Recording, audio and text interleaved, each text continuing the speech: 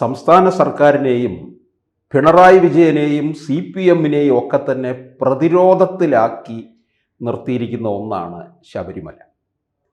അതുപോലെ തന്നെ ശബരിമല സ്വർണ്ണക്കൊള്ളയെക്കുറിച്ചുണ്ടായ പാരഡി വിലക്കാൻ പോയതും വലിയ തിരിച്ചടി അവർക്കുണ്ടാക്കി എന്നുള്ളതാണ്. അതുകൊണ്ട് എന്തു പറ്റി? അത് കേൾക്കാത്തവർ കൂടി ആ പാട്ട് അന്വേഷിച്ച് പോവുകയും ചെയ്തു. പണ്ട് ഓർമ്മയുണ്ടാകും ചിലർക്കൊക്കെ, തനിനിറത്തിൻ്റെ എഡിറ്റർ കൃഷ്ണൻ നായർ നമ്മുടെ നിയമസഭയ്ക്ക് സ്പീക്കർക്കെയും അധിക്ഷേപിച്ചുകൊണ്ടുള്ള ഒരു ലേഖനം വന്നതിൻ്റെ പേരിൽ അദ്ദേഹത്തെ സഭയിൽ വിളിപ്പിച്ച് മാപ്പ് പറയേണ്ടി വന്നു. പിറ്റേ ദിവസം എല്ലാ പത്രങ്ങളും ആ വാർത്ത കൊടുക്കുകയും ചെയ്തു.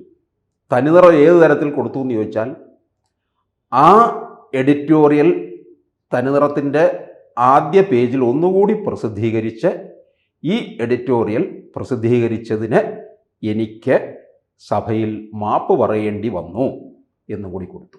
അപ്പോൾ എഡിറ്റോറിയൽ വായിക്കാത്തവരും അത് വായിച്ചു.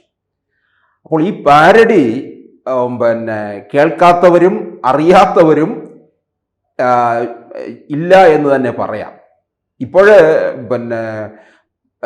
കേരളത്തിലെ വീടുകളിൽ അമ്മമാർ കുട്ടികളെ തൊട്ടിലാട്ടുന്നത് തന്നെ ഈ പാരഡി ഗാനം പാടിക്കൊണ്ടെന്നാണ് പറയുന്നത്.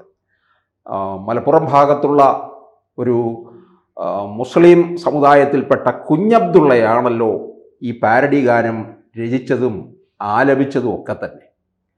എന്തായാലും അദ്ദേഹത്തിൻ്റെ ഈ അയ്യപ്പ സ്നേഹവും ശബരിമലയോടുള്ള സ്നേഹവും നമുക്ക് അംഗീകരിച്ചേ പറ്റുകയുള്ളൂ. ഈ പാരഡി ഗാനമൊക്കെ ഇതിനു മുമ്പ് ഉണ്ടായിട്ടുണ്ട്.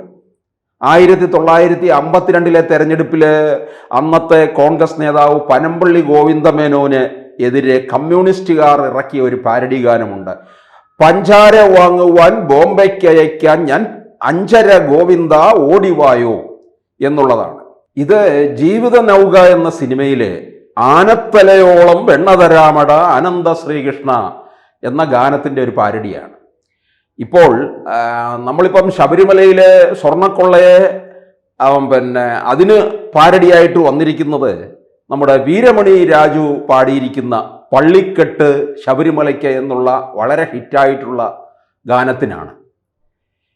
അതുകൊണ്ട് ഇപ്പം നമ്മൾ തിരുവിതാംകൂർ ദേവസ്വം ബോർഡ് ചെയ്യേണ്ട ഒരു കാര്യം, സംസ്ഥാന സർക്കാരിൻ്റെ നിയന്ത്രണത്തിലാണ് ഈ തിരുവിതാംകൂർ ദേവസ്വം ബോർഡ് എല്ലാ കൊല്ലവും മകരവിളക്കിന് ഒരു ഹരിവരാസന പുരസ്കാരം നൽകാറുണ്ട്.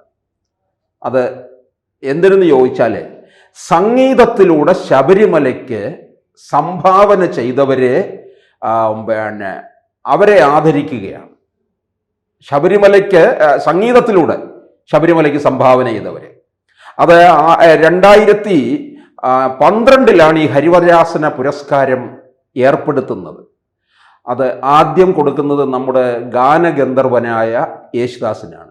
യേശുദാസിന് കിട്ടിയിട്ടുണ്ട് KG ജയൻ, ജയവിജയന്മാരിലെ ജയന്, P ജയചന്ദ്രന്, SP Balasubrahmanya, MG Sreekumar, Gangai അമരന്, KS ചിത്ര, വീരമണി രാജു, ആലപ്പി രംഗനാഥ്, ശ്രീകുമാരൻ തമ്പി.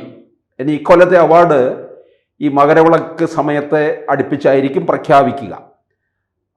2021 വീരമണി രാജുവിന് ഈ ഹരിവരാസന പുരസ്കാരം ലഭിച്ചത്. 1 ലക്ഷം രൂപയും ശില്പവും പ്രശസ്തി പത്രവുമാണ്. അവിടെ വലിയൊരു ശബരിമലയിൽ നിന്ന് കിട്ടുന്ന വലിയൊരു അംഗീകാരം തന്നെയാണ്. അപ്പോൾ ഇത് മറ്റ് ഭാഷകളിലുള്ള സംഗീതത്തിലുള്ളവർക്കും കൂടെ പോയിട്ടുള്ളതിൻ്റെ തെളിവാണ്. ബാലസുബ്രഹ്മണ്യവും വീരമണി രാജു ഒക്കെ, ബാക്കിയുള്ളവരൊക്കെ മലയാളത്തിലുള്ളവർ തന്നെയാണ്. അപ്പോൾ ഈ മുസ്ലിം സമുദായത്തിൽ നിന്ന് ശബരിമലയോടും അയ്യപ്പ സ്നേഹം പ്രകടിപ്പിച്ചതിന്, അപ്പോൾ യഥാർത്ഥത്തിൽ ശബരിമലയെ സ്വർണ്ണക്കൊള്ള നടത്തി ശബരിമലയെ ഇല്ലാതാക്കാൻ ശ്രമിക്കുന്നവർക്കെതിരെയാണ് ഈ പാരഡി ഗാനം വന്നിരിക്കുന്നത്. പാരഡി ഗാനമായാലും അതിനകത്ത് ഒരു കാവ്യഭാവനയുണ്ട്, അത് നമ്മൾ തഴയാൻ പാടില്ല. ഇപ്പോൾ VD രാജപ്പന് കേരളം നെഞ്ചേറ്റി കൊണ്ടു നടന്നില്ലേ? അതുപോലെ തന്നെ മുമ്പൊരു IAS ഓഫീസർ ഉണ്ടായിരുന്നു, PC സനൽകുമാർ. അദ്ദേഹം എത്രയോ പാരഡി ഗാനങ്ങൾ ഇങ്ങനെ ആലപിച്ചിരുന്നു. അദ്ദേഹത്തെ പല വേദികളിലും മലയാളികൾ കൊണ്ട് നടന്നിട്ടുള്ളതാണ്. അപ്പോൾ പാരഡി ഗാനം എന്ന് പറയുന്നത് അങ്ങനെ തരം താഴ്ത്തി കെട്ടേണ്ട ഒന്നല്ല. അപ്പോൾ ഈ 2012 മുതൽ ഏർപ്പെടുത്തിയിരിക്കുന്ന ശബരിമലയെ പ്രകീർത്തിച്ചുകൊണ്ട് സംഗീതത്തിലൂടെ സംഭാവന നൽകിയിരിക്കുന്ന അവർക്കാണല്ലോ ഈ അവാർഡ് നൽകുന്നത്. അപ്പോൾ ഈ കുഞ്ഞബ്ദുള്ളയ്ക്കും ഈ മുസ്ലിം സമുദായത്തിൽപ്പെട്ട കുഞ്ഞബ്ദുള്ളയ്ക്ക് കൂടി ഈ ഹരിവരാസനം, ഇക്കൊല്ലത്തെ ഹരിവരാസന പുരസ്കാരം കൊടുത്താൽ അതിനകത്ത് യാതൊരു തെറ്റുമില്ല എന്നുള്ളതാണ്. ഇവര് ഈ പാരഡി ഗാനത്തെ ഇല്ലാതാക്കാൻ ശ്രമിച്ചു. അതിനോടൊപ്പം തന്നെ ഉണ്ണികൃഷ്ണൻ പോറ്റിയെ ശബരിമലയിൽ ആദ്യം കയറ്റിയത് ആര് എന്നതിലും തർക്കമുണ്ട്. അതിനെ വെച്ചുകൊണ്ട് എന്ത് ചെയ്തു, നമ്മുടെ ഈ ബദലായിട്ട് സൈബർ പോരാളികൾ എന്ത് ചെയ്തു, പോറ്റിയെ കയറ്റിയത് ആരപ്പ, കോൺഗ്രസ് ആണേ അയ്യപ്പ എന്നൊരെണ്ണം ഇറക്കി നോക്കി. പക്ഷെ അത് വേണ്ടത്ര ക്ലച്ച് പിടിച്ചില്ല എന്നുള്ളതാണ്.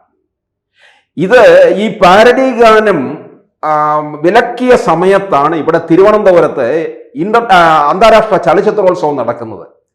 നമ്മുടെ രാജ്യത്തിന് എതിരായിട്ടുള്ള ചില നയതന്ത്ര പ്രധാനമായിട്ടുള്ള ചില നീക്കങ്ങളുടെ ഭാഗമായിട്ട് ചില സിനിമകൾ ഇവിടെ നിരോധിക്കേണ്ടി വന്നു. പ്രദർശനാനുമതി നിഷേധിച്ചു. അപ്പോഴത്തേക്കും നമ്മളെ ഇവിടുത്തെ കുറെ അസഹിഷ്ണുത വെച്ച് പുലർത്തുന്നവരുണ്ടല്ലോ, ഫാസിസം, നരേന്ദ്രമോദിയുടെ മതഭീകരത എന്നൊക്കെ പറഞ്ഞ് ഹാലിളകി നടക്കുന്ന കുറെ വെളിവ് കിട്ടവരുണ്ടല്ലോ. അവരുടനെ തിയേറ്ററിന്റെ മുമ്പിൽ വലിയ പ്രക്ഷോഭമൊക്കെ നടത്താൻ തുടങ്ങി. അവരൊക്കെ എവിടെ പോയി? ഈ പാരഡി ഗാനം നിരോധിച്ചപ്പോൾ, ആ പാരഡി ഗാനത്തിന് തടയിടാൻ ശ്രമിച്ചപ്പോൾ അവർ അതിനെതിരെ ഒന്നും പറയാനില്ല എന്നുള്ളതാണ്. പാരഡി ഗാനം നമ്മൾ വിചാരിക്കുന്നതിനേക്കാൾ കൂടുതലായിട്ട് അതിൻ്റെ ഇമ്പാക്റ്റ് ഉണ്ടെന്നുള്ളതാണ്. ഇനിയിപ്പോൾ നോക്കിക്കോ, UDF വരാൻ പോകുന്ന നിയമസഭാ തെരഞ്ഞെടുപ്പിലും ഈ പോറ്റിയെ കയറ്റിയത് ആര് എന്നുള്ള ആ പാരഡി ഗാനം ഉപയോഗിക്കും എന്നുള്ളത് ഉറപ്പാണ്. തദ്ദേശ തെരഞ്ഞെടുപ്പിൽ മുഴുവൻ ഇത് നിറഞ്ഞു നിന്നു എന്നുള്ളതാണ്. അപ്പോൾ ഹരിവരാസന പുരസ്കാരം കൊടുക്കുന്നതിൽ യാതൊരു തെറ്റുമില്ലെന്നുള്ളതാണ്. പ്രത്യേകിച്ച് ശബരിമല എന്ന് പറയുന്ന ഒരു മതമൈത്രിയുടെ സംഗമസ്ഥാനം കൂടിയാണ്. അവിടെ 18-ാം പടിയുടെ ഒരു ഭാഗത്തായിട്ട് അയ്യപ്പൻ്റെ ഏറ്റവും ഉറ്റമിത്രമായ വാവരുടെ ഒരു പ്രതിഷ്ഠയുണ്ട്. അപ്പോൾ ആ മതസാഹോദര്യം, പ്രത്യേകിച്ച് എപ്പോഴും ഒരു ന്യൂനപക്ഷ പ്രേമം കാണിക്കുന്നവരാണല്ലോ പിണറായി വിജയനൊക്കെ. ന്യൂനപക്ഷം എന്ന് പറഞ്ഞു കഴിഞ്ഞാൽ തന്നെ ഉടൻ സടകുടഞ്ഞ് എഴുന്നേൽക്കുകയൊക്കെ ചെയ്യാറുണ്ട്. അപ്പോൾ ഇക്കൊല്ലത്തെ ഹരിവരാസന പുരസ്കാരം നമ്മുടെ ഈ പോറ്റിയെ കയറ്റിയത് എന്നുള്ള ആ പാരഡി ഗാനം രചിച്ച ആ രചയിതാവിനും ആ ഗായകനുമാം കൊടുക്കുന്നത് ഉചിതമായിരിക്കും എന്നാണ് എനിക്ക് തോന്നുന്നത്. കൂടുതൽ വാർത്തകളും വിശേഷങ്ങളും നിങ്ങളിലേക്ക് എത്താൻ ABC മലയാളം സബ്സ്ക്രൈബ് ചെയ്യുക, ബെൽ ബട്ടണും അമർത്തുക.